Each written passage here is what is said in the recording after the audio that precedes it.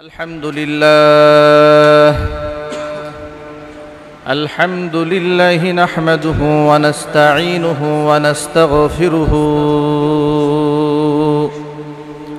ونعوذ بالله من شرور أنفسنا ومن سيئات أعمالنا من يهده الله فلا مضل له ومن يضلله فلا هادي له ونشهد أن لا إله إلا الله وحده لا شريك له ونشهد أن سيدنا ونبينا وحبيبنا وشفيعنا ومولانا محمدا عبده ورسوله الذي أرسله بالحق بشيرا ونذيرا وداعيا إلى الله بإذنه وسراجا منيرا فقد قال الله تعالى في كلامه المجيد وفي فرقانه الحميد أعوذ بالله من الشيطان الرجيم بسم الله الرحمن الرحيم إن الله وملائكته يصلون على النبي يا أيها الذين آمنوا صلوا عليه وسلموا تسليما اللهم صل على محمد وعلى آل محمد كما صليت على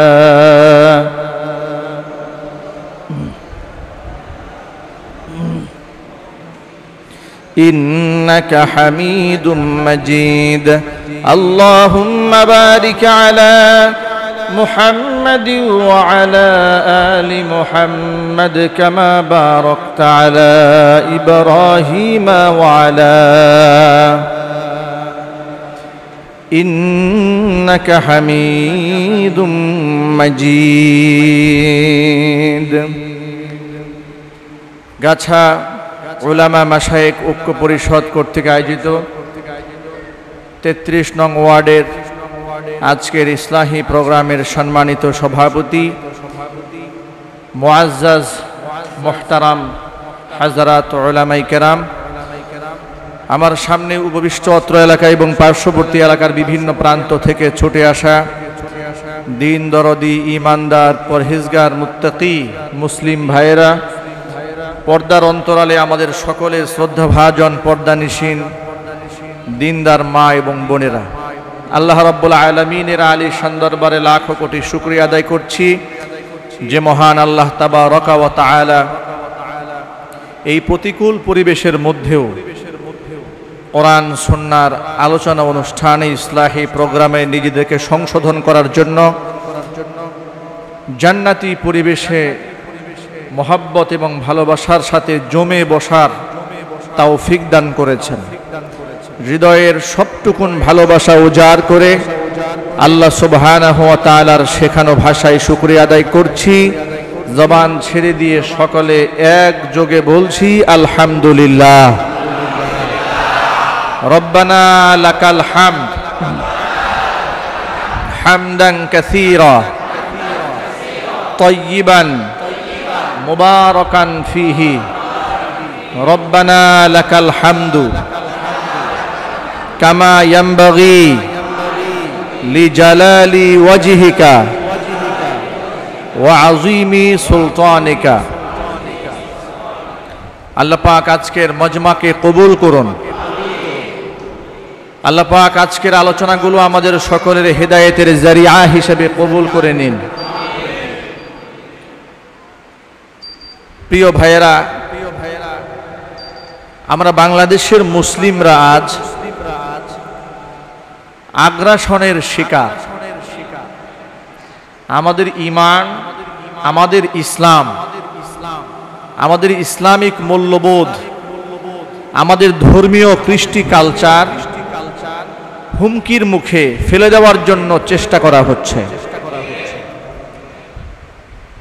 এদেশের কোটি কোটি তাওহীদি মুসলমান উলামায়ে কেরামের বয়ান শুনে ইসলাহ হচ্ছেন, সংশোধন হচ্ছেন, নামাজি হচ্ছে, কোরআনমুখী হচ্ছে। অসংখ্য মায়েরা বোনেরা পর্দানিশীন হচ্ছেন, তারা পর্দা করে চলছেন, পর্দা মেনটেন করে তারা চলছেন। ইসলামের প্রতি মানুষের এই আকর্ষণ, ইসলামের দিকে মানুষের এই এগিয়ে আসা, ইসলামকে মান্য করা, ইসলামকে ইসলাম অনুযায়ী জীবন গড়ার যে প্র্যাকটিস বাংলাদেশে যুগ যুগ ধরে চলছে, তা অন্য বিগত জীবনের, বিগত বছরের, বিগত শতাব্দীর বহুগুণ ছাড়িয়ে বর্তমানে ইসলামের প্র্যাকটিস বাংলাদেশে আলহামদুলিল্লাহ বেশি হচ্ছে। কিন্তু ইসলামের এই প্র্যাকটিসটা যেন এই দেশে আর না হতে পারে, এই জন্য চালানো হচ্ছে মিডিয়া ষড়যন্ত্র, ইলেকট্রনিক্স মিডিয়া এবং প্রিন্ট মিডিয়া। বুদ্ধিভিত্তিকভাবে এমনকি রাজনৈতিকভাবেও ইসলামের এই মিশনকে, ইসলামের এই গতিবিধিকে দমিয়ে দেওয়ার জন্য, এটাকে স্তব্ধ করে দেওয়ার জন্য নানাবিধ চক্রান্ত এবং ষড়যন্ত্র চলছে।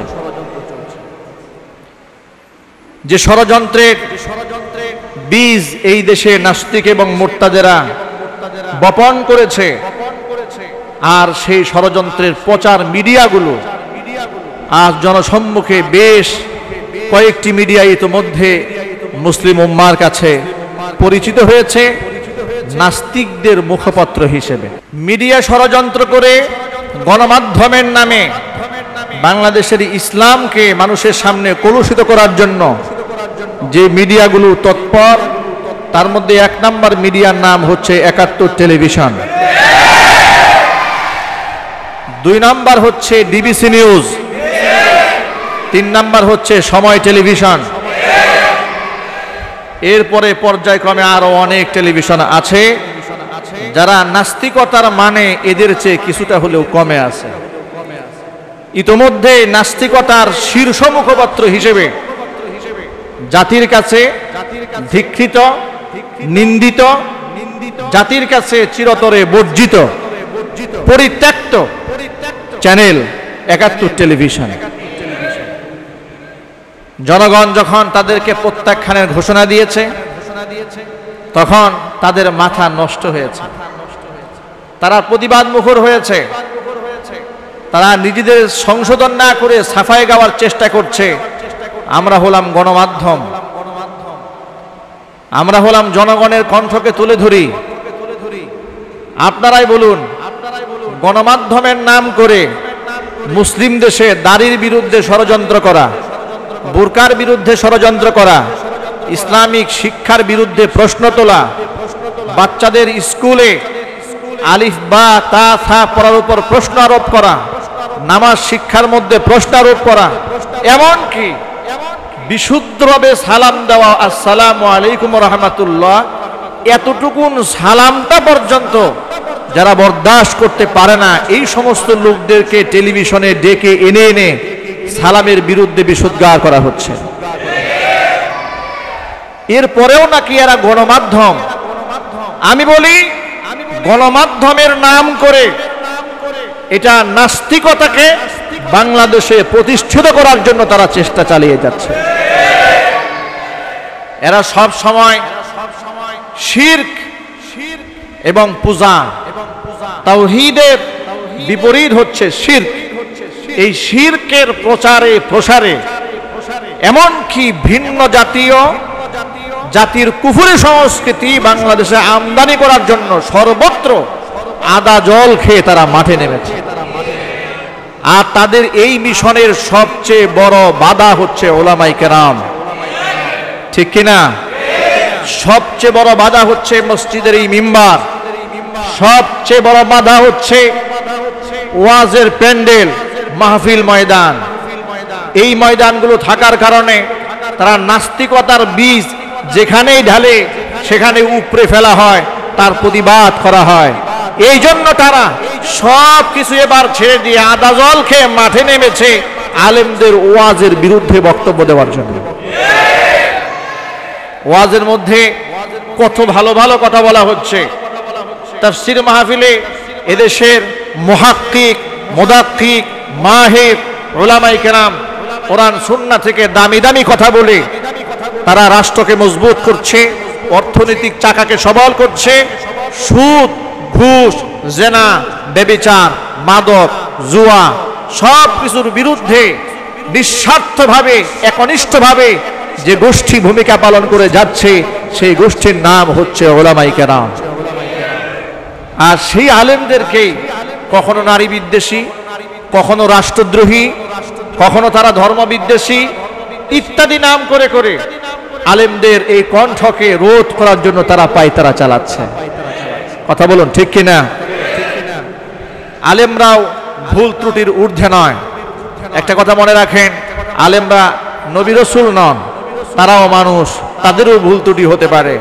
আবার সমস্ত আলেমদেরকে এক পাল্লায় মাপা যাবে না। অনেক লোক আছে আলেমদের বেশ ধরে কাজ করছে, কিন্তু সে আলেম নয়, জালেম। আছে না নাই? জোরে বলতে হবে, আছে না নাই?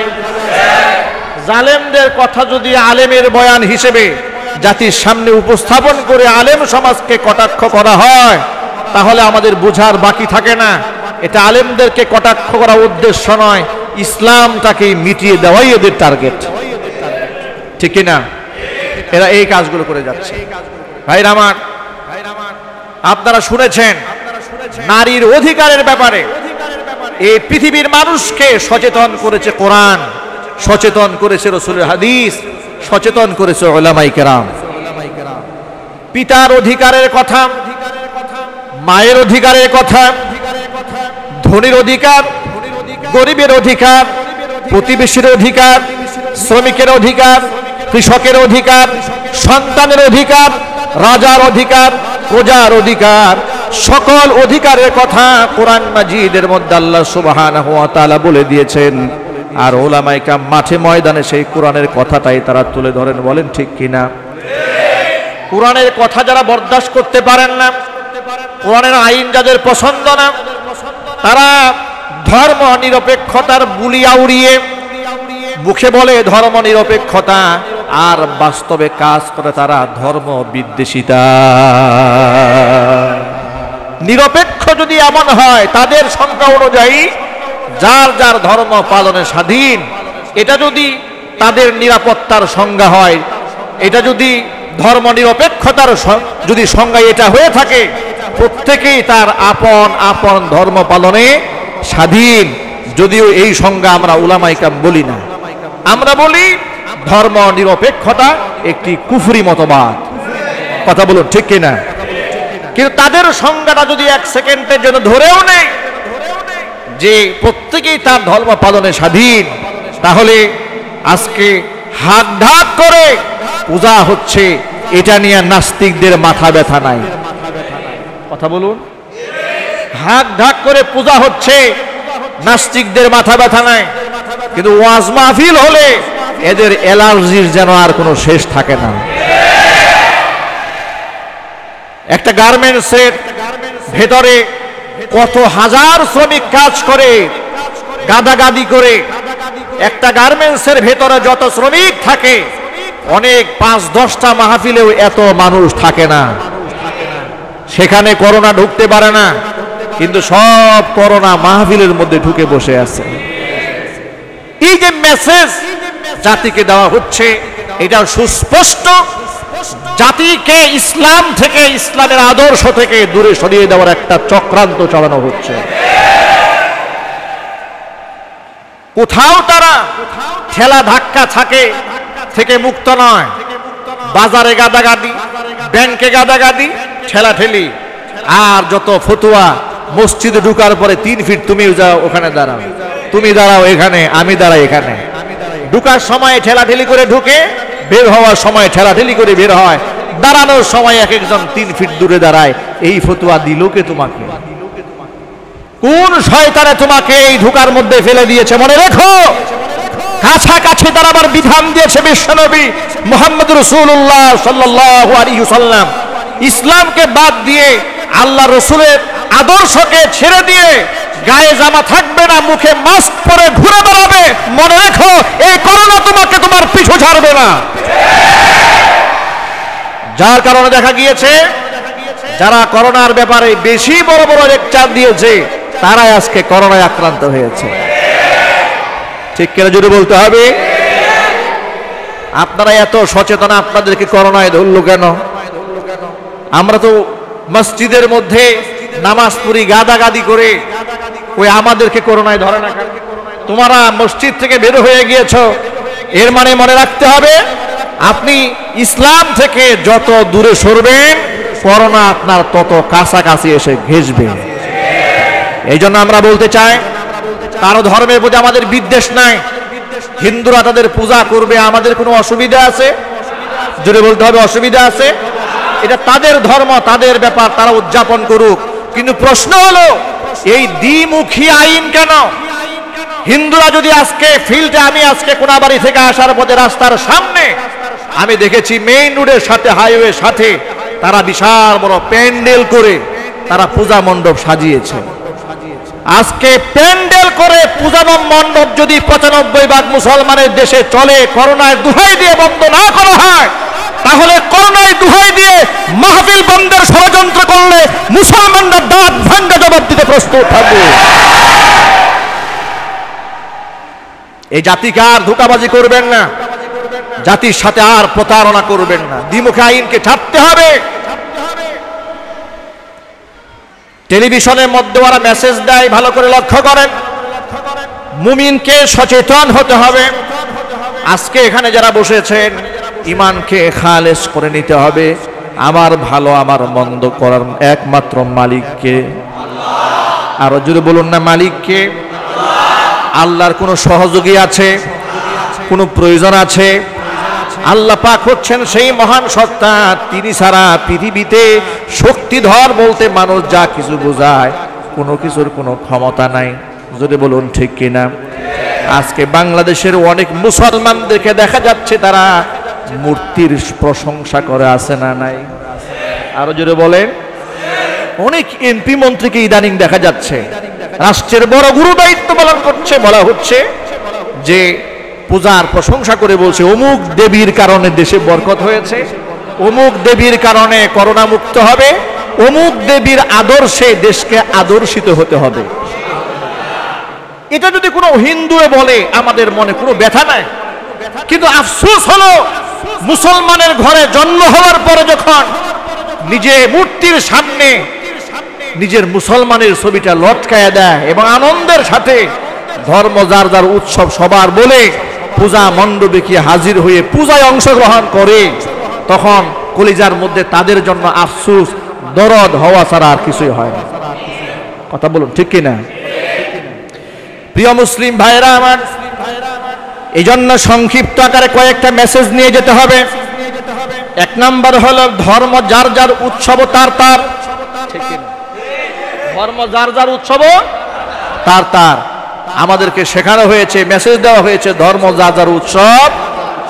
এই কথাটা একটা শিরকি কথা, এই কথাটা একটা প্রতারণামূলক কথা, এই কথাটা একটা মিথ্যা কথা, এই কথাটি একটা মুনাফিকের বক্তব্য। ওরা টেলিভিশনের মাধ্যমে এই পূজাকে হাইলাইট করে আর মাহফিলের সমালোচনা করে। তাহলে আপনারা একটু বলুন তো, এই পর্যন্ত বাংলাদেশে যত ধর্ষণের ঘটনা ঘটেছে, একজন ধর্ষকের কাছ থেকে কি এমন কোন জবানবন্দি পাওয়া গেছে যে অমুক হুজুরের বয়ান শুনে আমি ধর্ষণ করতে আগ্রহী হয়েছি? আরো জোরে বলতে হবে। তাহলে তারা যে ওয়াজ মাহফিলকে ধর্ষণের জন্য দায়ী করলো, কিসের ভিত্তিতে, কোন বক্তৃতার ভিত্তিতে তারা ওয়াজ মাহফিলকে ধর্ষণের জন্য দায়ী করেছে? বরং ধর্ষককে যদি জিজ্ঞেস করেন চরিত্র খোয়ালে কোথায়, ধর্ষক বলবে উলঙ্গ ছবি দেখে, মহিলাদের বেহায়াপনা দেখে, নাটক সিনেমা দেখে আমাদের কলিজা নষ্ট হয়েছে, চরিত্র নষ্ট হয়েছে, এই জন্য আমরা ধর্ষণ করেছি। কথা বলেন ঠিক কিনা? ওয়াজ মাহফিলের বয়ান শুনে মানুষ ধর্ষক হয়? আর জোরে বলতে হবে ধর্ষক হয়। তাহলে এই কন্টেন্ট যারা মিডিয়াতে প্রচার করে তারা গণমাধ্যম কি করে হয়? তারা গণমাধ্যম নয়, তারা গণবিচ্ছিন্ন নাস্তিকতাবাদের মাধ্যম। কথা বলে ঠিক কিনা? এই নাস্তিক মিডিয়াগুলোকে প্রত্যাখ্যান করতে হবে।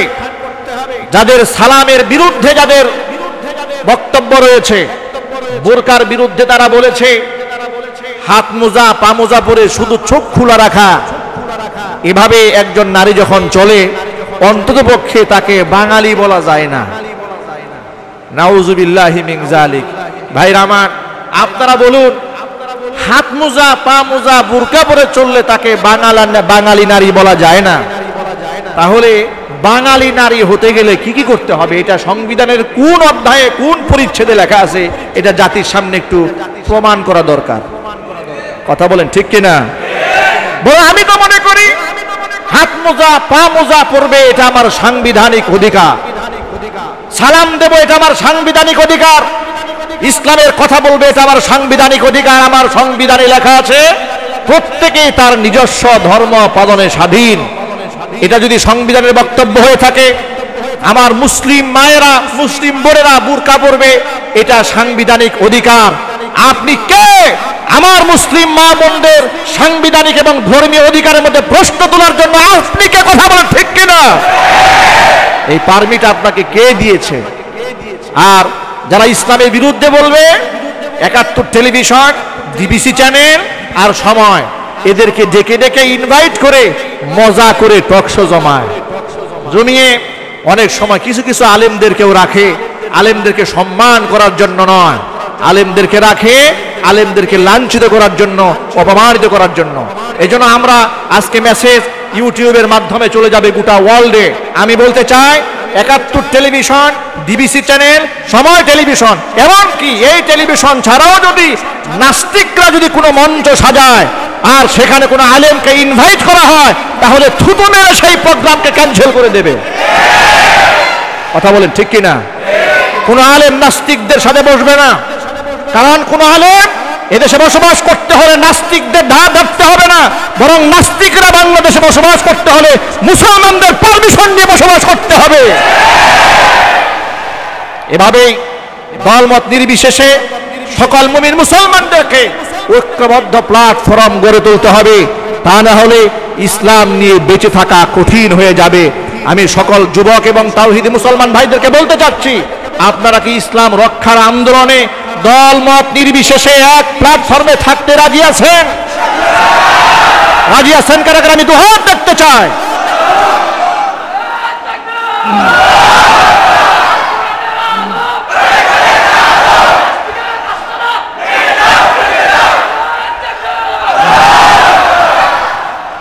আমার প্রিয় ভাইয়েরা, উলামায়ে ইকরাম যখন তাদেরকে বয়কটের ঘোষণা দিলেন, দেশের সাধারণ মানুষের কাছে আলেমদের গ্রহণযোগ্যতা ভালোবাসা আছে না নাই?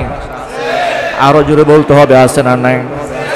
আলেমদের সেই ঘোষণা দেওয়ার সাথে সাথে তাদের লাইকারের সংখ্যা কমতে থাকলো, সাবস্ক্রাইবারের সংখ্যা কমতে কমতে যখন তলানিতে চলে এসেছে, উচিত ছিল জাতির কাছে নিঃশর্ত ক্ষমা চেয়ে আবার নতুন করে পথ চলা, কিন্তু ক্ষমা তারা চাইল না। বরং যারা তাদের বিরুদ্ধে কথা বলেছে তাদের বিরুদ্ধে তারা প্রশ্ন তুলল। তারা বলল ঢালাও ভাবে গণমাধ্যমের বিরুদ্ধে কথা বলা যাবে না। আমরা বলতে চাই, আমরা তো ঢালাও ভাবে গণমাধ্যমের বিরুদ্ধে কথা বলি নাই, গণমাধ্যম নিয়ে তো আমাদের চলতে হবে। আমরা শুধুমাত্র গণমাধ্যমের নামে যারা নাস্তিকতা ছড়িয়ে দিতে চায় জাতিকে বলেছি তাদেরকে বয়কট করতে হবে। ওরা আরেকটা প্রশ্ন তুলেছে, ওরা বলেছে যারা বয়কটের ঘোষণা দিয়েছে তাদের আর কি অবস্থান আছে বাংলাদেশি? আমরা বলতে চাই, যে সমস্ত উলামায়ে ইকরাম তোমাদের চ্যানেলগুলা বয়কটের ঘোষণা দিয়েছে তাদের যদি কোনো অবস্থান নাই থেকে থাকে, তাহলে তাদেরকে নিয়ে তোমাদের এত মাথা ব্যথা কেন? এত উৎকণ্ঠিত কেন?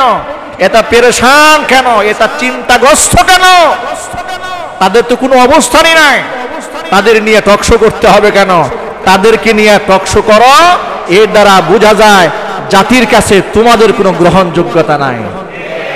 আজকে আমি চ্যালেঞ্জ করে বলছি, এই মিডিয়ার মাধ্যমে বক্তব্যগুলো অনলাইনে ছড়িয়ে যাবে।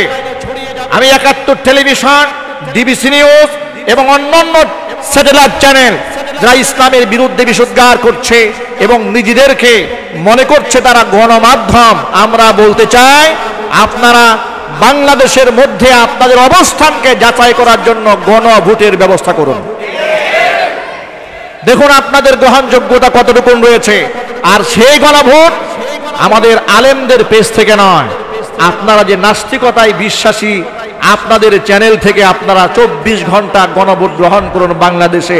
আপনারা নিজেরাই বুঝতে পারবেন এদেশের মানুষ আপনাদেরকে গ্রহণ করেছে নাকি ধিক্কৃত এবং নিন্দিত হিসেবে ডাস্টবিনে ছুঁড়ে নিক্ষেপ করেছে, তখনই প্রমাণিত হবে। আমি ওপেন চ্যালেঞ্জ করলাম, আপনারা গণভোটের ব্যবস্থা করুন।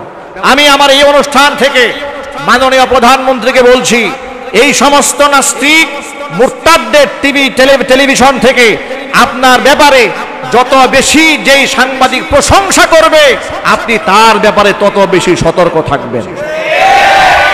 ওরা আপনাকে প্রশংসা করে, ওরা আপনার ইসলামের ব্যাপারে আপনার আদর্শিক ভূমিকাকে জাতির সামনে প্রশ্নবিদ্ধ করার জন্য এরাই যথেষ্ট। কথা বলুন ঠিক কিনা? এরা আপনার অবদানকে, ধর্মের ব্যাপারে আপনার অবদানকে, এই সমস্ত নাস্তিকদের জন্য মাননীয় প্রধানমন্ত্রী আপনি জলাঞ্জলি দিবেন না। আপনি 95 মুসলমানের পাশে দাঁড়ান, আপনি নাস্তিকদের মুখে লাথি মারুন, নাস্তিকদের সুরে যারা কথা বলবে তাদেরকে, তাদের চ্যানেলগুলোকে আপনি বন্ধ করে দেওয়ার ব্যবস্থা করুন। আমরা শুধু বয়কটের কথাই বলবো না, বয়কট তো জাতি ইতিমধ্যে করেছে। আমরা প্রধানমন্ত্রীর কাছে আবেদন জানাচ্ছি, এই 71 টেলিভিশন, ডিবিসি নিউজ আর সময় টেলিভিশন, এই 3টা চ্যানেলকে আপাতত আপনি বন্ধ ঘোষণা করে দিন। কারণ তারা ইসলামের শত্রু, দেশের শত্রু, স্বাধীনতার শত্রু। ওরা নাম দিয়েছে 71, ওরা বলে মুক্তিযুদ্ধের চেতনা ওরা বিশ্বাস করে, লালন করে। আপনারা বলেন মানুষ মরে যাওয়ার পরে একজন মুসলমানকে লাশকে দাফন করা হবে, গোসল করানো হবে, কাফন পরানো হবে, এটাই তো মূলনীতি। কথা কন ঠিক কিনা? করোনার সময় এই 71 টেলিভিশন থেকে এই প্রস্তাব তারা দিয়েছিল যে লাশ গোসল না করে আগুনে পুড়িয়ে দেওয়া যায় কিনা। আপনারা বলেন এটা যদি 71-এর চেতনা হয়, স্বাধীনতার চেতনা হয়, স্বাধীনতার চেতনার কোন অধ্যায়ে এটা লেখা আছে মুসলমানের লাশকে আগুনে পোড়াতে হবে? স্বাধীনতার চেতনার উলবুলিয়া উড়িয়ে বেড়ান, এই স্বাধীনতার চেতনার কোন অধ্যায়ে কোথায় লেখা আছে বুরকা পরা মেয়েকে বাঙালি বলা যাবে না? বুরকা পরা মেয়ে দেখলে এত অ্যালার্জি সৃষ্টি হয়। এদেশের অসংখ্য মেয়েরা হাফ প্যান্ট পরে, জিন্সের প্যান্ট পরে রাস্তায় ঘুরে বেড়াচ্ছে। এটা যদি আরাবিয়ান সংস্কৃতি হয়, মধ্যপ্রাচ্যের সংস্কৃতি হয়, জিন্সের প্যান্ট পরা এটা কোন দেশের সংস্কৃতি? কথা বলুন ঠিক কিনা? এটা নিয়ে তাদের কোনো প্রশ্ন আছে? আরো জোরে বলেন, এটা নিয়ে কোনো প্রশ্ন আছে? এটা নিয়ে কোনো প্রশ্ন নাই।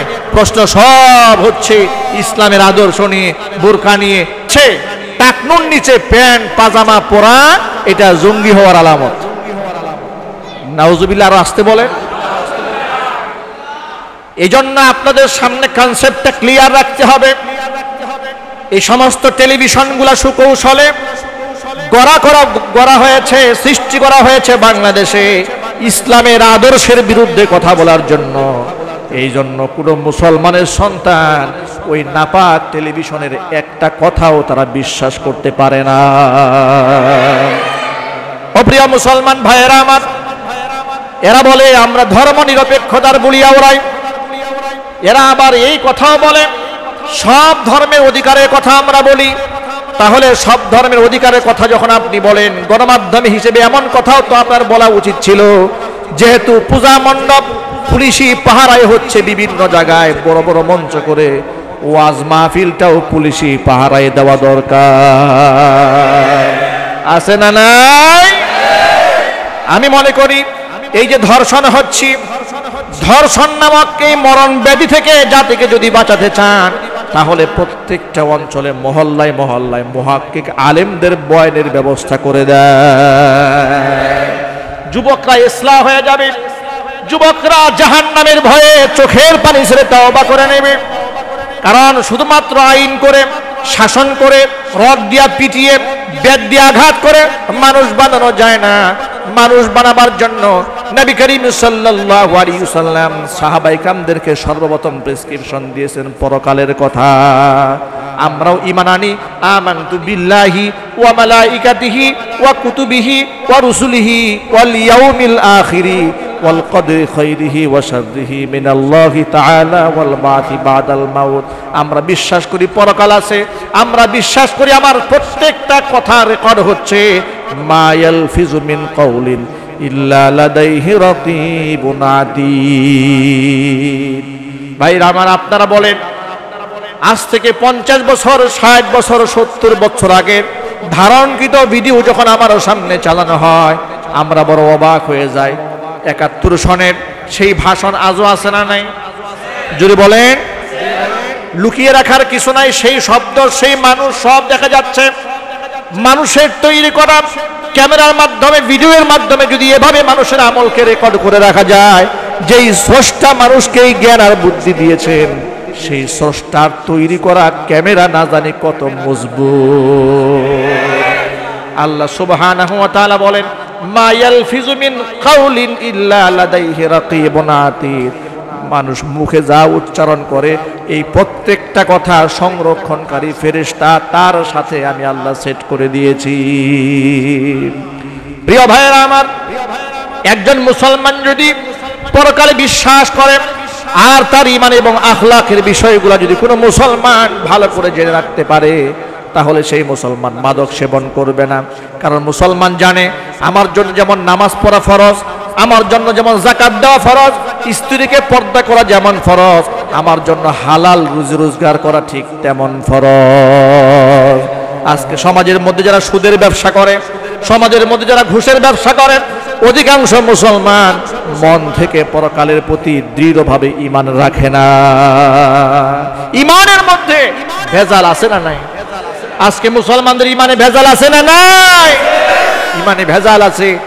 তারা নাস্তিকদের কথা অনেক মুসলমান বিশ্বাস করে, কিন্তু রাসূলের কথা বিশ্বাস করে না, পরকালের কথা বিশ্বাস করে না, কবরের সওয়াল জবাবকে বিশ্বাস করে না। এজন্য মানুষ মিথ্যা কথা বলে, এজন্য মানুষ গীবত করছে, শিকায়ত করছে। অযুবক ভাইরা আমার, সাহাবায়ে কেরাম রাদিয়াল্লাহু তাআলা আনহুম আজমাইন আমাদের মতো রক্তে মাংসে গড়া মানুষ ছিলেন। তারা, তাদের মধ্যেও কাম ভাব ছিল, তাদের মধ্যেও শাহাওয়াত ছিল, তাদের মধ্যেও তো দুনিয়ার প্রতি লোভ লালসার আকর্ষণ ছিল, কিন্তু সমস্ত আকর্ষণকে তারা ধ্বংস করে দিয়েছে পরকালের আকর্ষণের সামনে। কারণ প্রত্যেকটা মানুষের প্রতি, মানুষের অন্তরে দুনিয়ার প্রতি মায়া মোহাব্বত আল্লাহ সুবহানাহু ওয়া তাআলা নিজেই সৃষ্টি করে দিয়েছেন। আল্লাহ পাক কোরআন মাজিদে বলেন, যুজ্জিনা লিন-নাসি হুব্বুশ শাহাওয়াতি মিনান নিসাই ওয়াল বানিনা ওয়াল কানাতিরিল মুকানতারাতি মিনাদ যাহাবি ওয়াল ফিদ্দাতি ওয়াল খাইলিল মুসাওওয়ামাতি ওয়াল আনআমি ওয়াল হার যালিকা মাতাউল হায়াতিদ দুনিয়া ওয়াল্লাহু ইনদাহু হুসনুল মাআব। আল্লাহ পাক বলেন, মানুষের জন্য সুশোভিত করে দেওয়া হয়েছে নারীর প্রতি আকর্ষণ, সন্তানের প্রতি আকর্ষণ, দুনিয়ার জমি জমার আকর্ষণ, সম্পদের আকর্ষণ, আর রাশি রাশি স্বর্ণরূপার আকর্ষণ। এটা প্রত্যেকটা মানুষের অন্তরের মধ্যে দেওয়া হয়েছে। কিন্তু ওয়াল্লাহু ইনদাহু হুসনুল মাআব, কিন্তু আসল আকর্ষণ রয়েছে আমি আল্লাহর কাছে। কার কাছে? আরো জোরে বলতে হবে, কার কাছে? আল্লাহ সুবহানাহু ওয়া তাআলার কাছে। ভাইরা আমার, সাঈদ ইবনে আমির আল জুমাহি রাদিয়াল্লাহু তাআলা আনহু এই দুনিয়ার মধ্যে আল্লাহর নবীর যত সাহাবী ছিলেন, দুনিয়া বিমুখ সাহাবী সবাই ছিলেন, তাদের মধ্যে অন্যতম সাহাবীর নাম সাঈদ ইবনে আমির আল জুমাহি রাদিয়াল্লাহু তাআলা আনহু। এতটা পরকালমুখী তিনি ছিলেন, এতটা পরকালমুখী ছিলেন, দুনিয়ার মাটিতে রাজত্ব করেছেন, শাসনভার, নিজে খেলাফতের দায়িত্ব পালন করেছেন, কিন্তু ঘরের মধ্যে শোয়ার জন্য বিছানা পর্যন্ত ছিল না। এত কষ্টে তিনি জীবন যাপন করেছেন। ইতিহাসের পাতায় সোনার অক্ষরে লেখা আছে, উমরে ফারুক রাদিয়াল্লাহু তাআলা আনহুর শাসন আমলে তিনি কুয়াইফা অঞ্চলের গভর্নর ছিলেন। হযরত উমর রাদিয়াল্লাহু তাআলা আনহু রাষ্ট্রীয় কোষাগার থেকে যাকাতের টাকা বন্টন করার জন্য অত্র এলাকার সমস্ত গরিব মানুষের তালিকা চাইলেন। ওই গরিব মানুষের তালিকার মধ্যে একটা নাম দেখতে পেলেন, সাঈদ ইবনে আমির আল জুমাহি রাদিয়াল্লাহু তাআলা আনহু। ওমর ফারুক রাদিয়াল্লাহু তাআলা আনহু জিজ্ঞেস করলেন, এটা কোন সাঈদ? যারা তালিকা করেছেন তারা বললেন, আমিরুল মুমিনিন। 1 বছর আগে যেই সাঈদ ইবনে আমির আল জুমাহিকে কুয়াইফা অঞ্চলের গভর্নর বানিয়ে দিয়েছিলেন, তাদের আমির হচ্ছে আমিরুহুম ফুকারাউহুম। তাদের মধ্যে সবচাইতে গরিব যত মানুষ আছে ওই দেশের জনগণের মধ্যে সবচাইতে গরিব মানুষ হচ্ছে ওই দেশের গভর্নর সাঈদ ইবনে আমির আল জুমাহি। সবচাইতে গরিব সাঈদ ইবনে আমির আল জুমাহি রাদিয়াল্লাহু তাআলা আনহু। ওমর রাদিয়াল্লাহু তাআলা আনহু রাষ্ট্রীয় কোষাগার থেকে তার জন্য 1000 দিনার হাদিয়া পাঠালেন। রাষ্ট্রীয় কোষাগার থেকে 1000 টাকা পাঠিয়ে দিলেন ওমর ফারুক রাদিয়াল্লাহু তাআলা আনহু। এই টাকা হাতে নিয়ে সাঈদ ইবনে আমির আল জুমাহি রাদিয়াল্লাহু তাআলা আনহু এমন ভাবে কাঁদতেছিলেন। টাকা দেওয়া হয়েছে আর একটা চিঠি দেওয়া হয়েছে। চিঠির মধ্যে লেখা আছে, আপনি কষ্ট করে সংসার চালান, এই জন্য আপনাকে এই টাকাগুলো রাষ্ট্রীয় কোষাগার থেকে হাদিয়া দেওয়া হয়েছে। ওমর রাদিয়াল্লাহু তাআলা আনহুর পাওয়া চিঠি হাতে নিয়ে তিনি এমন ভাবে কাঁদতেছিলেন, তার বউ জিজ্ঞেস করছেন যে আপনি এমন করে কান্না করছেন কেন? খলিফা কি মারা গেছে? হযরত উমর কি মারা গিয়েছেন? তিনি বললেন, তার চেয়েও আরো দুঃসংবাদ আছে। সাঈদ ইবনে আমির আল জুমাহির স্ত্রী ভাবলেন, খলিফা মারা গেছে, তার চেয়েও দুঃসংবাদ? বলে, হ্যাঁ, এর থেকেও বড় দুঃসংবাদ রয়েছে। কি সেই দুঃসংবাদ? চোখের পানি ছেড়ে কান্না করে আর বলেন, বিবি আমার শোনো, এতদিন পর্যন্ত দুনিয়াকে লাথি মেরেছি পরকাল পাওয়ার জন্য, না জানে কোন কঠিন পরীক্ষায় পড়ে গেলাম। পরকাল পাওয়ার জন্য আমি দুনিয়াকে লাথি মারলাম, আজকে সেই দুনিয়া আমার সামনে ধরা দিয়েছে।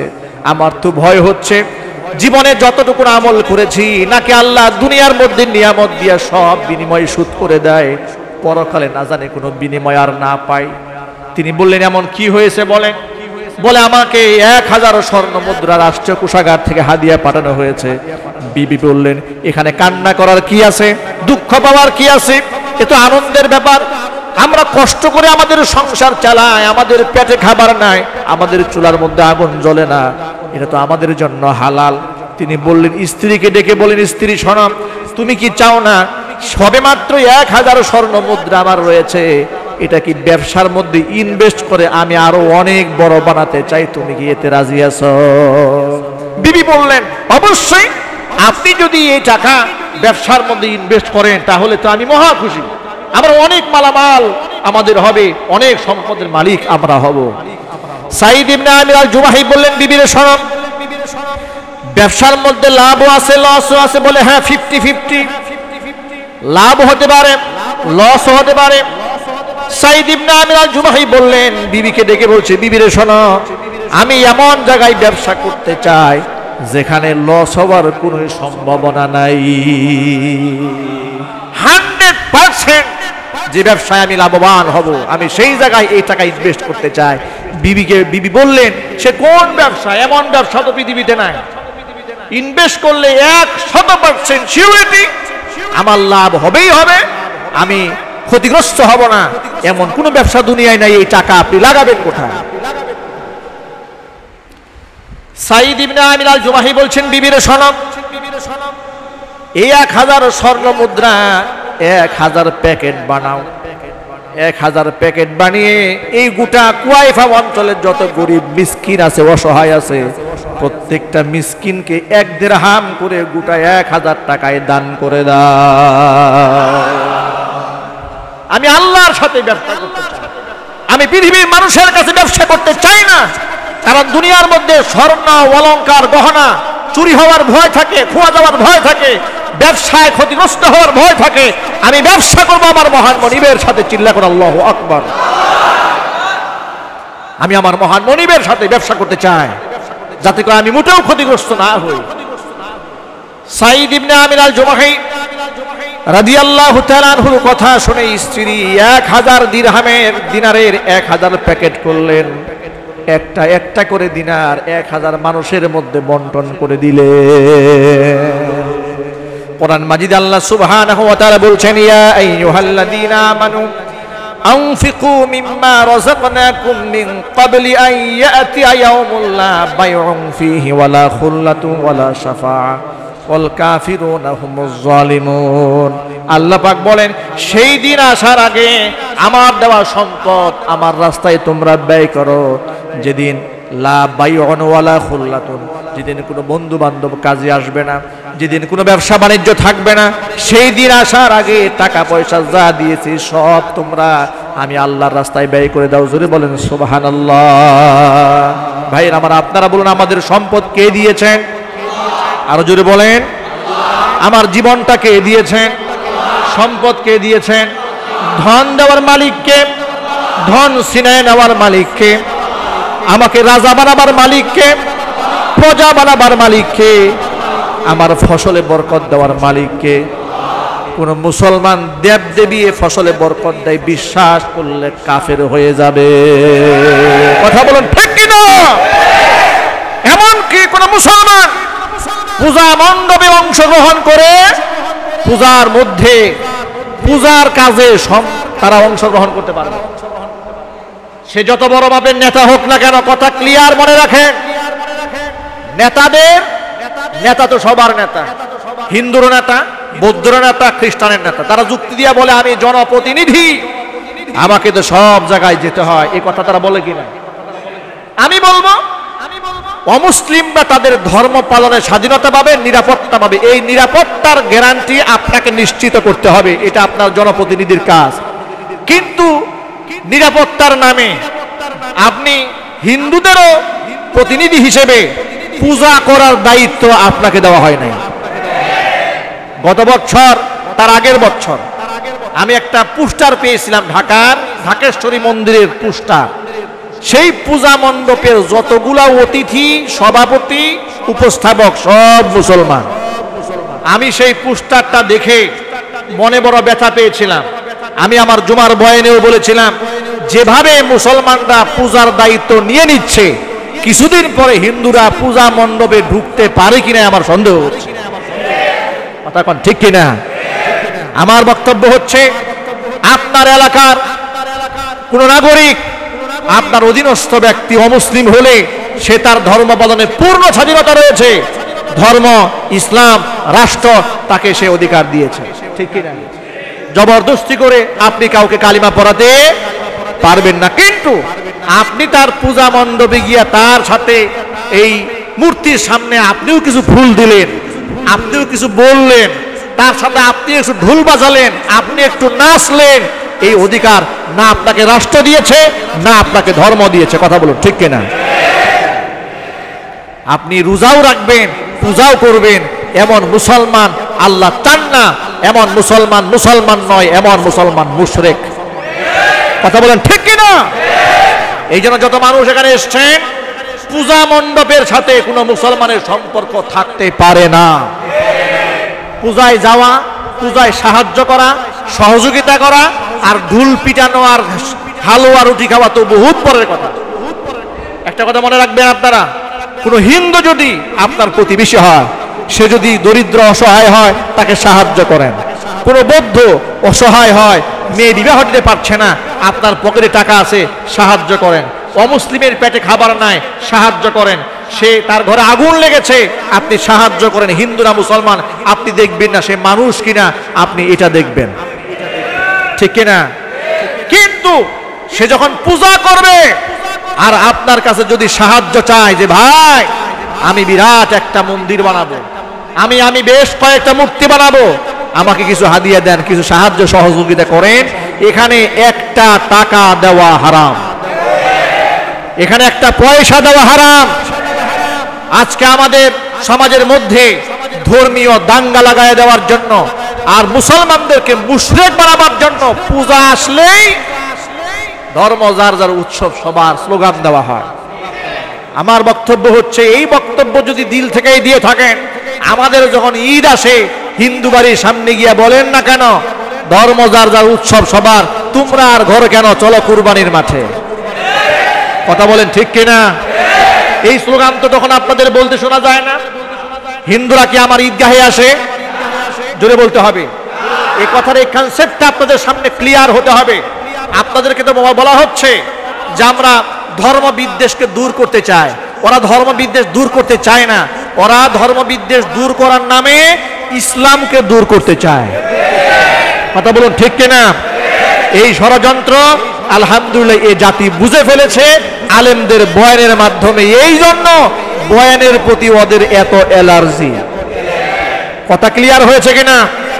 আপনারা বলেন, হিন্দুকে কি সাহায্য করা যাবে? এখনই পেশ লাগিয়ে দিয়েছে। হিন্দুকে সাহায্য করা যাবে না? বৌদ্ধকে সাহায্য করা যাবে না? তার মেয়ে বিয়েতে সাহায্য করা যাবে না? তার ঘরে আগুন লেগেছে সাহায্য করা যাবে না? তারা যখন পূজা করবে তখন কিছু টাকা দেওয়া যাবে না? কনসেপ্ট ক্লিয়ার হয়েছে, মাশাআল্লাহ। বুঝে ফেলেছেন আপনারা। মানুষ হিসেবে সে সাহায্য পাওয়ার অধিকার রাখে, কিন্তু আমার স্রষ্টার সাথে, আমার আল্লাহর সাথে শিরক করার কাজ আমি সাহায্য করবে দূরের কথা বলতে হেদায়েতের দোয়া করব আল্লাহর কাছে। আমি ওর পূজা মণ্ডপে অংশগ্রহণ করতে পারি না। কিন্তু আফসোস, আজকে রাজনীতির স্বার্থে, ক্ষমতার লোভে 2-5টা ভোট পাওয়ার জন্য মুসলমানরা পূজা মণ্ডপে গিয়া পূজা করে দিচ্ছে। এই আফসোস রাখার কোনো জায়গা নাই। এই জন্য আমাদের কনসেপ্ট ক্লিয়ার হয়েছে। আমরা কি পূজায় যাব, পূজা করব, পূজায় সাহায্য করব? মোটেও নয়। আবার কি পূজা মণ্ডপ ভাঙচুর করব? তাও নয়। প্রত্যেকেই তার আপন আপন ধর্ম পালনের স্বাধীন। লাকুম দীনুকুম ওয়ালিয়া দীন। লাকুম দীনুকুম, তোমরা তোমাদের ধর্ম নিয়ে থাকো, আমরা আমাদের ধর্ম নিয়ে থাকি। এটাই হচ্ছে ইসলামের আদর্শ, এটাই হচ্ছে মূল কনসেপ্ট। এটা ক্লিয়ার হতে হবে। কোন মুসলমান যদি নিজের ইলম না থাকার কারণে, অজ্ঞতার কারণে যদি কোন মুসলমান ভুল করে থাকে, শিরকের কাজে মুবতালা হয়ে যায়, আজকের এই মুহূর্তে নতুন করে কালিমা পড়ে তওবা পড়ে মুসলমান হয়ে যেতে হবে। রাজি আছেন ইনশাআল্লাহ? সবাই একবার পড়েন, লা ইলাহা ইল্লাল্লাহ মুহাম্মাদুর রাসূলুল্লাহ সাল্লাল্লাহু আলাইহি ওয়াসাল্লাম। সবাই পড়েন, আশহাদু আল্লা ইলাহা ইল্লাল্লাহু ওয়াহদাহু লা শারীকা লাহু ওয়া আশহাদু আন্না মুহাম্মাদান আবদুহু ওয়া রাসূলুহু। আমরা আমাদের ঈমানকে নবায়ন করে দিলাম। হাদিসের মধ্যে এসেছে, জাদ্দিদু ঈমানাকুম, তোমরা তোমাদের ঈমানকে নবায়ন করো, তোমাদের ঈমানকে নতুন করো। এই শিক্ষা মুহাম্মদ রাসূলুল্লাহ সাল্লাল্লাহু আলাইহি ওয়াসাল্লাম আমাদেরকে দিয়েছেন। এই জন্য আমরা সকলে নতুন করে কালিমা পড়েছি, নতুন করে কালিমা শাহাদা পড়েছি। আল্লাহ পাক আমাদের ঈমানকে, কালিমাকে কবুল করেন। যখন আমরা এই পৃথিবী থেকে বিদায় হব, আল্লাহ পাক যেন কালিমা মুখে এখান থেকে বিদায় হওয়ার তৌফিক আমাদেরকে দান করেন। আল্লাহর নবী বলেছেন, মান কানা আখিরু কালামিহি লা ইলাহা ইল্লাল্লাহ, সর্বশেষ কথা যার লা ইলাহা ইল্লাল্লাহ হবে, দাখালাল জান্নাহ, ওই ব্যক্তি বেশক আল্লাহর জান্নাতে হয়ে যাবে। ও প্রিয় যুবক ভাইয়েরা আমার, মা বোনেরা আমার, এই জন্য আজকে যত ষড়যন্ত্র করা হোক না কেন, ইসলামের ব্যাপারে যত বিষোদ্গার করা হোক না কেন, ইসলামের ব্যাপারে আমাদের জিরো টলারেন্স নীতি অবলম্বন করতে হবে। ইসলামের আইনের ব্যাপারে, বিধিনিষেধের ব্যাপারে, আমল আখলাকের ব্যাপারে এক চুল পরিমাণ আমরা ছাড় দিতে রাজি নই। আদর্শের ক্ষেত্রে আমরা কম্প্রোমাইজ করতে পারবো না। আদর্শের ক্ষেত্রে বিশ্বনবী মুহাম্মদ রাসূলুল্লাহ সাল্লাল্লাহু আলাইহি ওয়াসাল্লাম যদি স্যাক্রিফাইস করতেন, কম্প্রোমাইজ করতেন, তাকে হিজরত করে মক্কা ছেড়ে মদিনায় যেতে হতো না। কথা বলুন ঠিক কিনা? এপিড উপিডের প্রস্তাব তো দেওয়া হয়েছিল। আবু জাহাল, উতবা, সাইবা তারাও তো প্রস্তাব দিয়েছিল। যখন কোনোভাবেই মুহাম্মদ রাসূলুল্লাহর মিশনের সাথে ওরা পেরে ওঠেনি, তারা তো প্রস্তাব দিয়েছিল, হে মুহাম্মদ, আমরা একটা কাজ করি, মিলেমিশে মক্কায় বসবাস করি। সেই মিলেমিশে বসবাস করার থিমটা কি, ফর্মুলাটা কি, পদ্ধতিটা কি? তারা পদ্ধতি অবলম্বন করলো যে মাঝে মাঝে আমরা যারা এই যে লাত, উজ্জা, মানাত, হুবল দেবতার সামনে সেজদা দেই, আমরা সবাই মিলে মাঝে মাঝে তোমার আল্লাহকে তোমাদের সাথে মসজিদে গিয়ে দুই একবার সিজদা দিয়ে আসবো। আর আমাদের যখন পূজা হয় তোমরাও তোমার সাহাবীদেরকে নিয়ে মাঝে মাঝে পূজায় অংশগ্রহণ করবা। এভাবে আমরা 50-50 নিরপেক্ষতা আমরা ভাগ করে নেব, ভাগাভাগি করে নেব। এই প্রস্তাব মুহাম্মদ রাসূলুল্লাহ সাল্লাল্লাহু আলাইহি সাল্লামকে তারা পেশ করেছিল 1500 বছর আগে। যে প্রস্তাব বর্তমানে এদেশের নাস্তিক, মুরতাদ, তথাকথিত সুশীল এবং বুদ্ধিজীবীরা মিডিয়ার মাধ্যমে মুসলমানদেরকে দিয়ে বেড়াচ্ছে। কথা বলেন ঠিক কিনা? পূজায় মুসলমানদেরকে নেওয়ার জন্য কত প্রকারের স্লোগান, ধর্ম যার যার, উৎসব সবার। এরপরে আমরা ধর্ম নিরপেক্ষ এই স্লোগান, আবার সাথে সাথে তারা বলছে অসাম্প্রদায়িক চেতনায় বিশ্বাসী। কথা কন ঠিক কিনা? অসাম্প্রদায়িক চেতনা, সাম্প্রদায়িক মানে ধার্মিক, অসাম্প্রদায়িক মানে অধার্মিক, এটা হলো শাব্দিক তর্জমা। আর তারা বুঝাচ্ছে অসাম্প্রদায়িক চেতনা মানে হচ্ছে ধর্মে ধর্মে ভেদাভেদ থাকবে না। যদি এই মেসেজটা সঠিক হয়ে থাকে, ধর্মে ধর্মে রেশারেশি ভেদাভেদ থাকবে না। আপনারা বলেন তো মেহেরবানি করে আল্লাহর জন্য বলবেন, আমাকে খুশি করার জন্য নয়।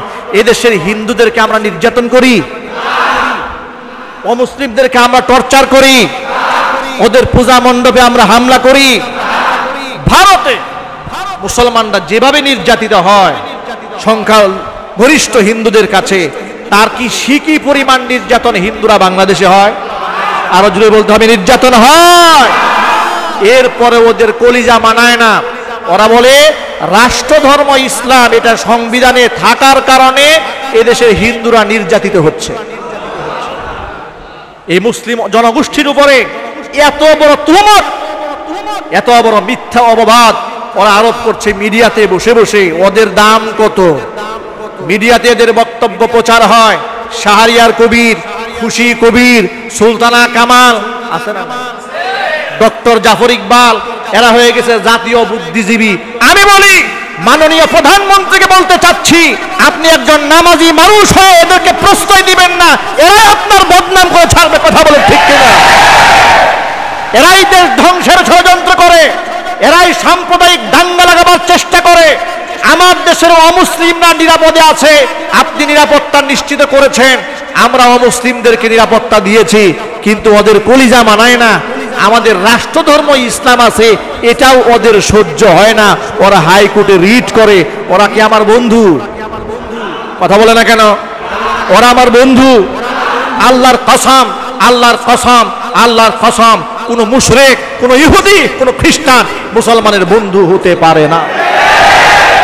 কোন মুসলমান যদি বিশ্বাস করে যে আমার মুসলমানের চাইতে হিন্দু কিংবা মুশরিক কিংবা খ্রিস্টান কিংবা বৌদ্ধ আমার বন্ধু হবে, আল্লাহর কসম, সেই ব্যক্তি কোরআনকে অস্বীকার করেছে, আল্লাহর কথাকে অস্বীকার করেছে।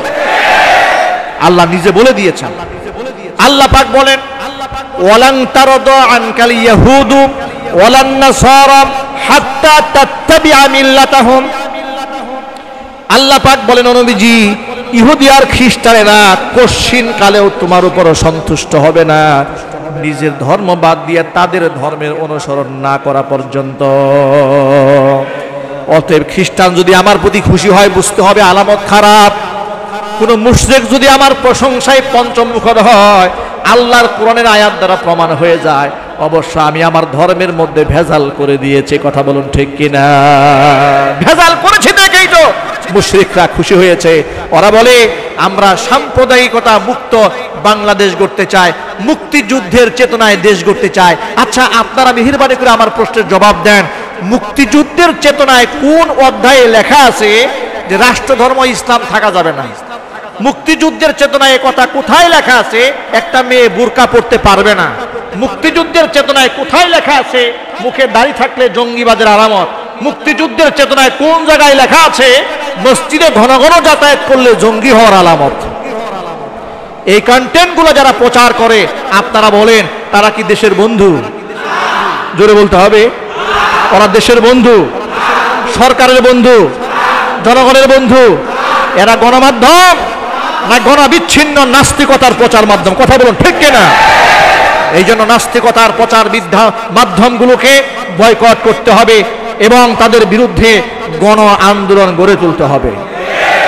ভয় পাওয়ার কোনো কারণ আছে? যদি বলতে হয় ভয় পাবেন আপনারা। ওরা যদি একটা হুঙ্কার দেয়, ওরা যদি ছাগলের মতো মেয়ে করে, আমি সিংহের মতো গর্জন দেব। আমার মধ্যে আছে ঈমান।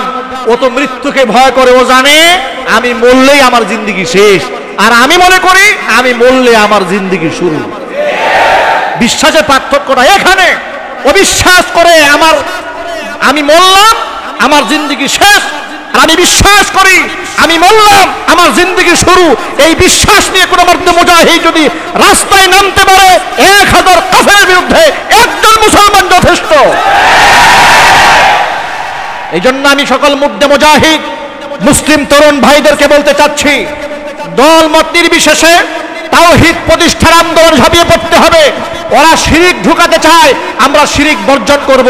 ওরা নাস্তিকতা মিডিয়ার মাধ্যমে প্রচার করতে চায়, আমরা কোরআনের মাহফিল করে তাওহীদের পতাকা বাংলার জমিনে উত্তোলন করতে চাই। রাজি আছেন? কারা দুহাত দেখতে চায়?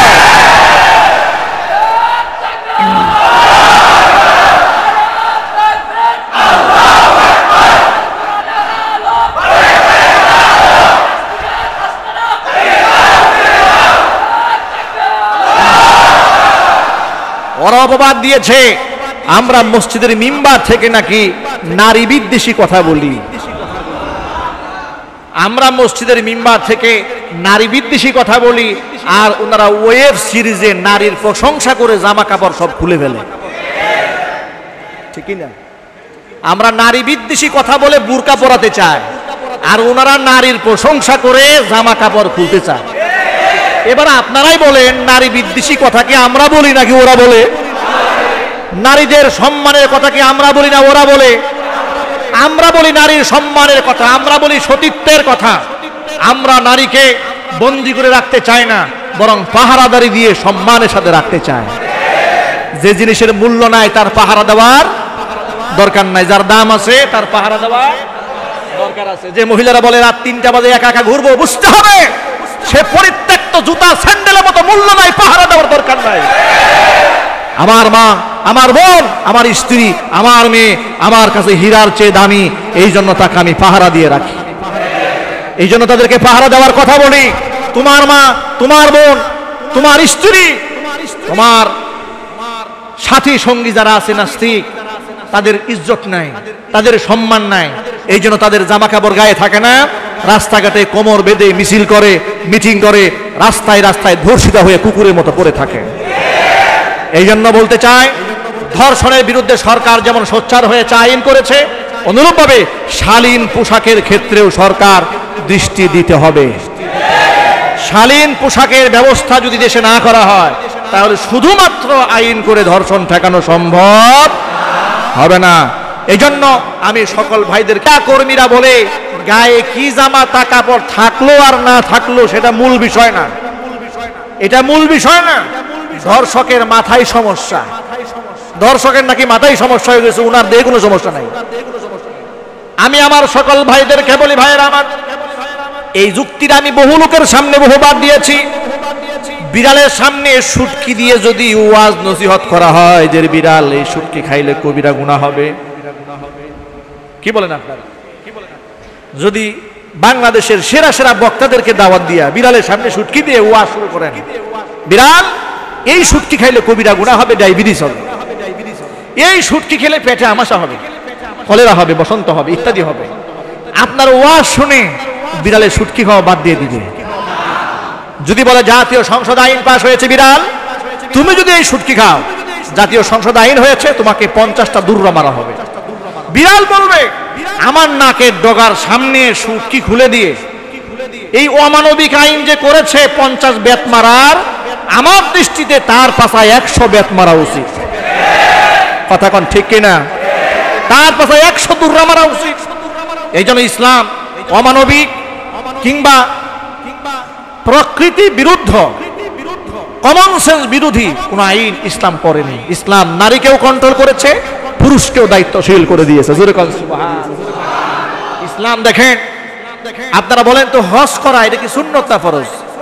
যদি টাকা হয়, ওয়ালিল্লাহি আলান নাসি হিজ্জুল বাইতি মান ইসতাতা ইলাইহি সাবিলা, সামর্থ্য থাকলে, টাকা পয়সা থাকলে হজ করা কি সুন্নত না ফরজ? আরো জোরে বলেন।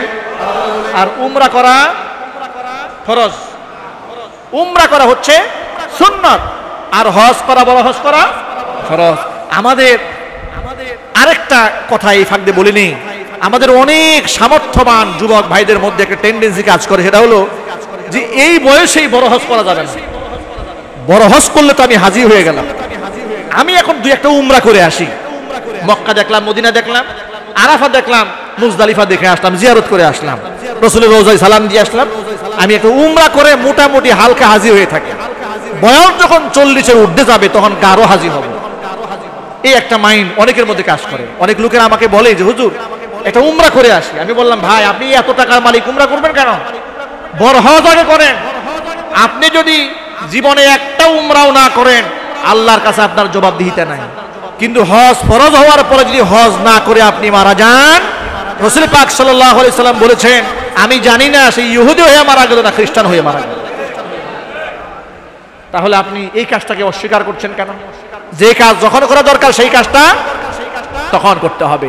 এই কথা দ্বারা আমি বুঝাতে চাইলাম যাদের আল্লাহ পাক সামর্থ্য দিয়েছেন আল্লাহ পাক যেন হজ করার তৌফিক দান করেন।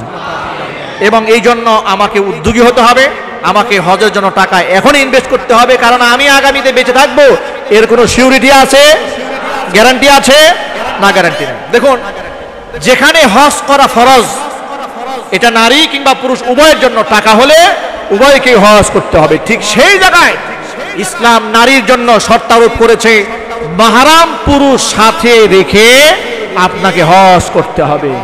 মাহরাম পুরুষ যদি না থাকে হজের মতো ফরজ বিধানও আপনার উপর থাকবে না, আপনি হজে যেতে পারবেন না, আপনার জন্য হজের বিধান রহিত হয়ে যাবে। সুবহানাল্লাহ।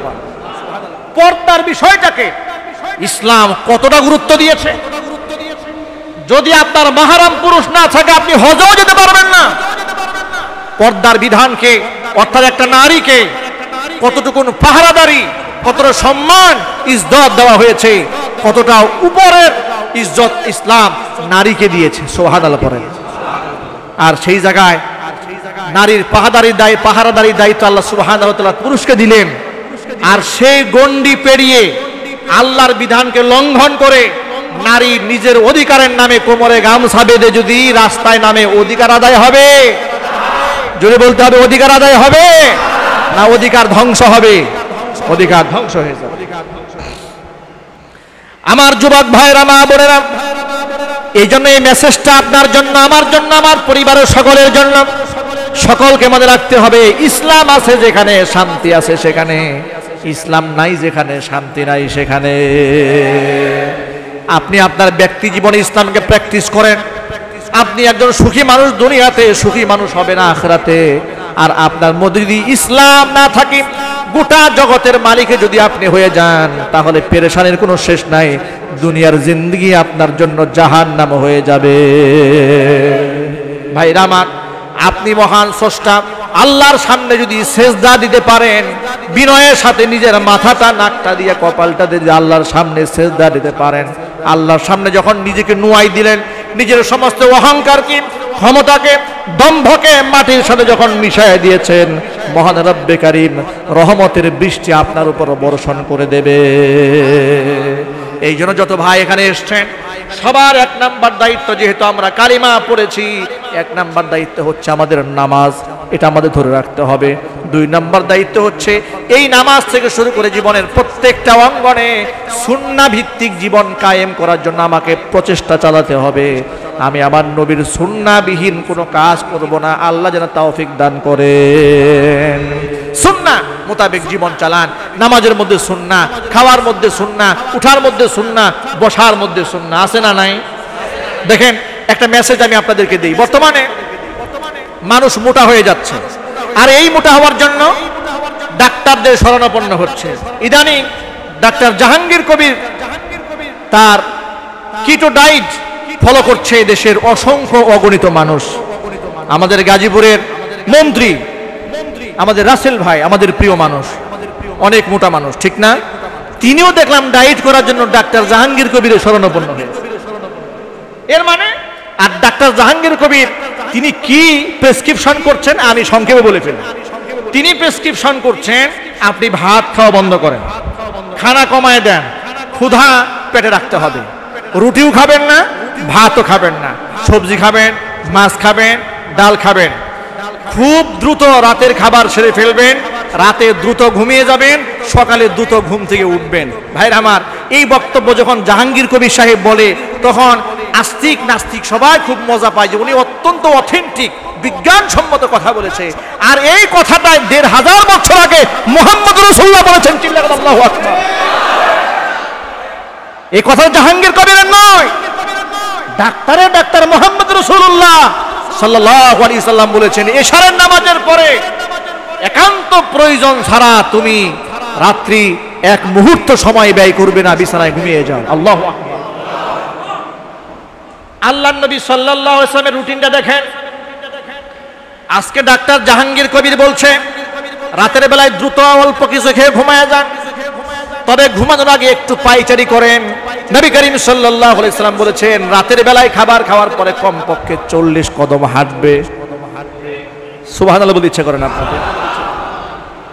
ডাক্তার জাহাঙ্গীর কবির যখন বলে তখন সবাই বলে বাহ, দারুণ কথা, চমৎকার কথা, আমাকে এটা ফলো করতে হবে। কিন্তু এই পাগলটা জানে না এর থেকেও উন্নত প্রেসক্রিপশন ১৫০০ বছর আগে মুহাম্মদ রাসূলুল্লাহ দান করেছেন। ফজরে যখন আপনি ঘুম থেকে তাড়াতাড়ি উঠলেন, এশারের পরপর যদি মানুষ ঘুমিয়ে যায় ফজর উঠতে কষ্ট হয়। আমার নিজের কথা বলি, যখন আমি প্রথম রাতে যত দ্রুত ঘুমাই, ফজর তো আরো অনেক পেছনে, তাহাজ্জুদের সময় আর ঘুম থাকে না, ঘুম সব যেন চলে যাচ্ছে, তাহাজ্জুদের সময় ঘুম ভেঙে যাচ্ছে।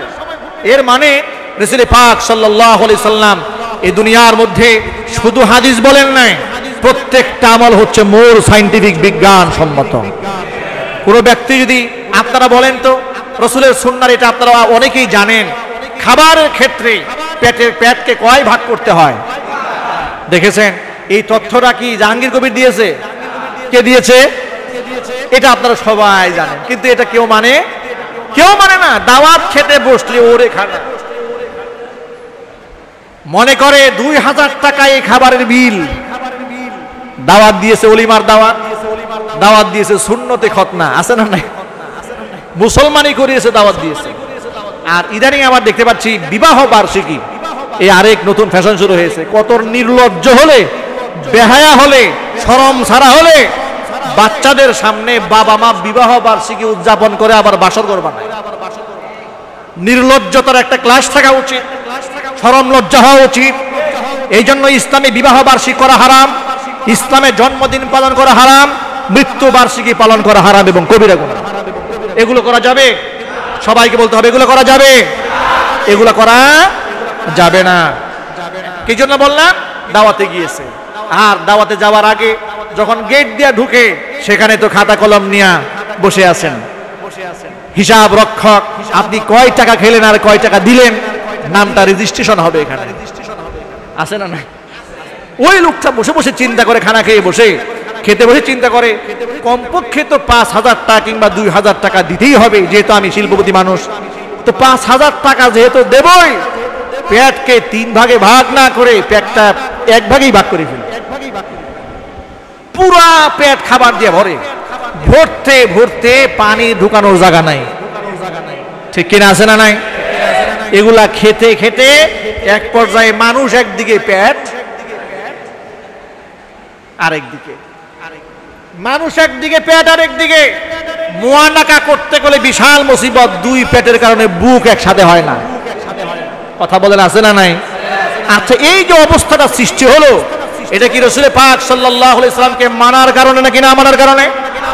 সুন্নাতকে প্রত্যাখ্যান করার কারণে আজকে আপনারা জাহাঙ্গীর কবির সাহেবের শরণাপন্ন হয়েছেন। আমি বলবো সকলেই ১৫০০ বছর আগের বিশ্বনবী মুহাম্মদ রাসূলুল্লাহ সাল্লাল্লাহু আলাইহি সাল্লামের সুন্নতের প্রেসক্রিপশন গ্রহণ করেন, দুনিয়ার কোনো ডাক্তারের প্রেসক্রিপশন দিতে হবে না। আর মানুষ যেন সুন্নতের উপর প্রতিষ্ঠিত হতে পারে, এই জন্য আমি চিন্তা ভাবনা করে দেখলাম, মানুষকে যদি দৈনন্দিন আমলের সুন্নাহগুলো হাতে খড়ি করে শেখানো যায়, তাহলে এই মানুষের মধ্যে সুন্নাহ প্রতিষ্ঠিত হবে, সমাজের মধ্যে সুদ, ঘুষ, জেনা, জুলম, বদমাশি, টেন্ডারবাজি, চাঁদাবাজি সব বন্ধ হবে। এই জন্য আপনারা ইতিমধ্যে শুনেছেন, আমি আমার কেন্দ্রীয় মসজিদ থেকে ঘোষণা দিয়েছি, আমি একটা কাফেলা খুলেছি। কাফেলার নাম হচ্ছে, কথা বলে না, দেখেছেন আপনারা সবাই জানেন। আমি শুনতে চেয়েছিলাম আপনাদের কাছে নামটা মুখস্থ আছে কিনা। নাম হচ্ছে সুন্নতি কাফেলা। এই কাফেলার মূল মিশন হচ্ছে একজন মুসলমানকে হাতে খড়ি করে জীবনের প্রত্যেকটা অঙ্গনে সুন্নতকে শিখিয়ে দেওয়া। আর এই কাফেলাতে আলহামদুলিল্লাহ ইতিমধ্যে অনেক ভাইরা সদস্য হয়েছেন। আমি আপনাদেরকে দাওয়াত দিচ্ছি, আপনারা এই কাফেলাতে সদস্য হয়ে যান। আপনার ঘুম থেকে শুরু করে ঘুম থেকে উঠার পর থেকে আবার ঘুমানো পর্যন্ত দিনের বেলায় প্রত্যেকটা কাজের, জীবনের প্রত্যেকটা কাজের সুন্নাতগুলোকে আমরা ইনশাল্লাহ আপনাদেরকে হাতি খড়ি করে শেখাই দেব। বিনিময়ে আপনাদের কাছ থেকে কোনো পারিশ্রমিক গ্রহণ করব না ইনশাআল্লাহ। আপনাদের দায়িত্ব হচ্ছে শুধুমাত্র বুটবাজার কেন্দ্রীয় জামে মসজিদে জুমার দিন আপাতত জুমার নামাজে শামিল হবেন। নামাজের পরে সেখানে ক্লাসে 1 ঘন্টা সময় দিবেন। রাজি আছেন ইনশাআল্লাহ? কারা কারা রাজি আছেন? দু হাত দেখতে চাই। কারা কারা রাজি আছেন ইনশাআল্লাহ? মাশাআল্লাহ, আল্লাহ কবুল করেন। আর জীবন আল্লাহুম্মা আমিন। আলহামদুলিল্লাহ, গত সপ্তাহ থেকে আমাদের ক্লাস শুরু হয়েছে।